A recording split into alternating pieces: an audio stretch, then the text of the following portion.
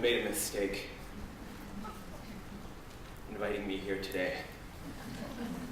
And perhaps I, James Kennedy, have made a critical error in accepting your invitation.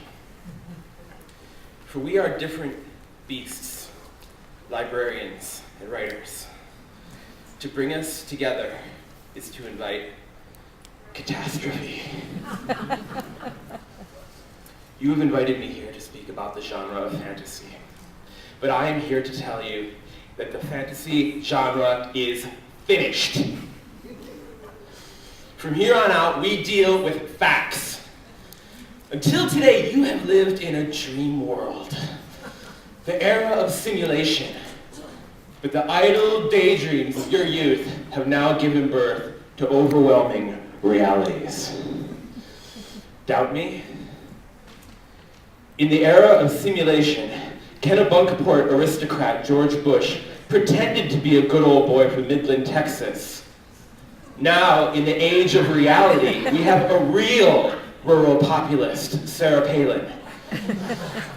In the era of simulation, Toni Morrison dubbed Bill Clinton the first black president. Now, in the age of reality, our country has achieved Barack Obama.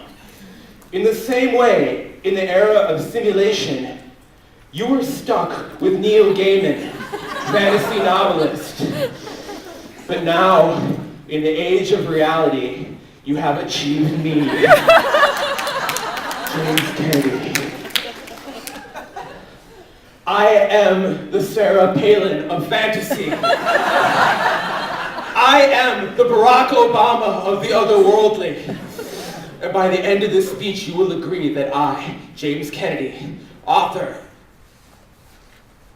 of The Order of Odd Fish, am the rightful winner of the 2009 John Newbery Award. And you will joyfully and forcefully strip the Newbery from Gaiman. Publicly, humiliatingly, in a ritual of my own design. And present it to me with apologies and cries for mercy.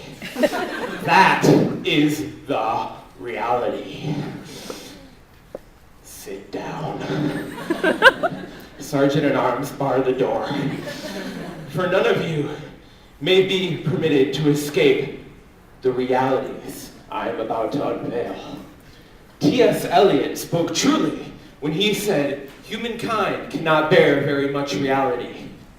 But I will tell you what T.S. Eliot couldn't bear, that his name is an anagram for toilets.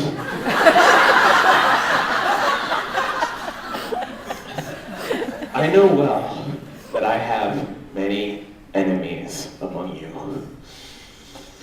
Lynn Farrell Stover, a book reviewer for Voya, wrote that The Order of Odd Fish is an uneven mixture of ridiculousness and depravity that was inconsistent in description and difficult to imagine. But what Lynn Farrell Stover never realized, perhaps found difficult to imagine, is that The Order of Odd Fish is not a fantasy novel. It is a holy text. Every word in The Order of Odd Fish is either sacred history or terrifying prophecy. Every plot point, every paragraph, every punctuation mark has already chillingly come true, or will soon come to fulfillment, like the blossoming of an apocalyptic flower, both to society at large and to you, personally, every one of you in this very room. Of this truth, I shall do more than convince you. I shall evangelize you. By the end of this speech, you will not be lucid librarians, but wild-eyed, raving lunatics, all eager to die in my name.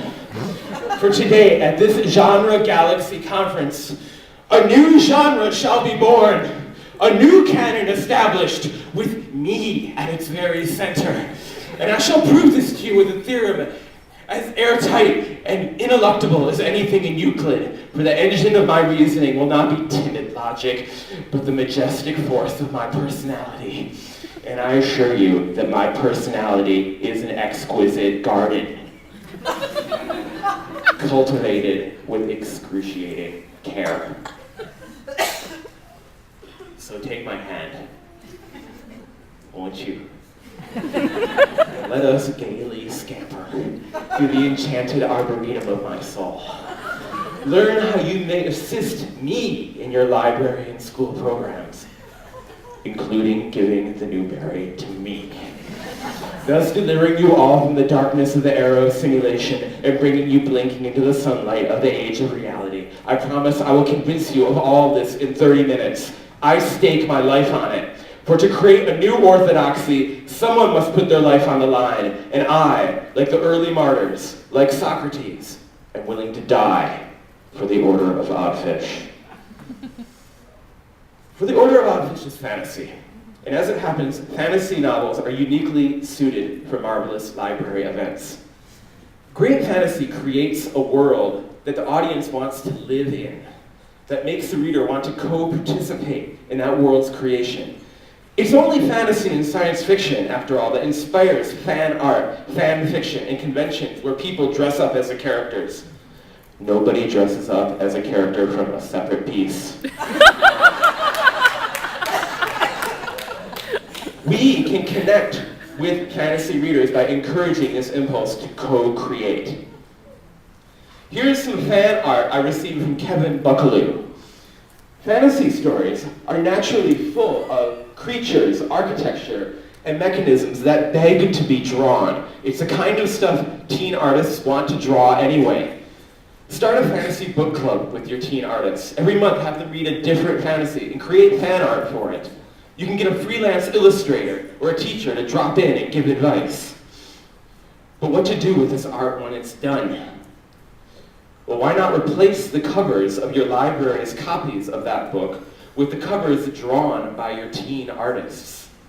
You can have a contest. Make the jackets of the winners, make dust jackets of the winners, recover those books, and set aside a special shelf for them.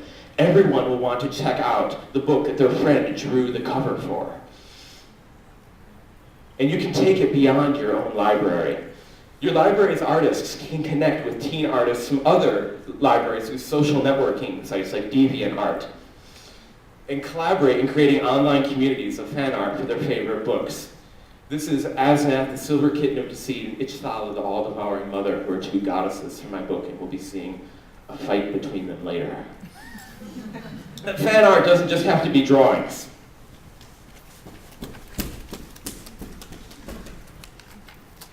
This is a stained glass window that somebody made.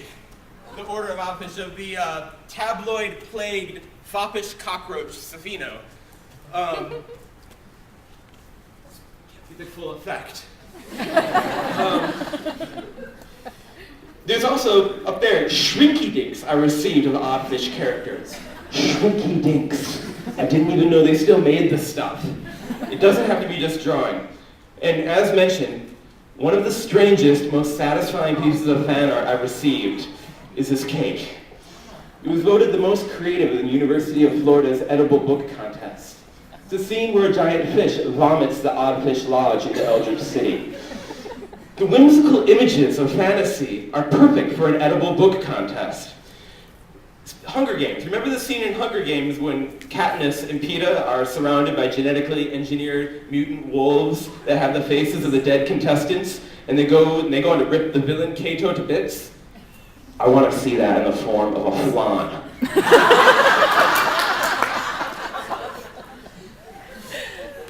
The music blog, Large Hearted Boy, has a feature called Book Notes, in which they invite authors to make a mix of songs for their book. I made a mix of the songs in the Order of Oddfish. The CD is in the swag bag that you're going to get later, and it has explanations of why I chose those songs.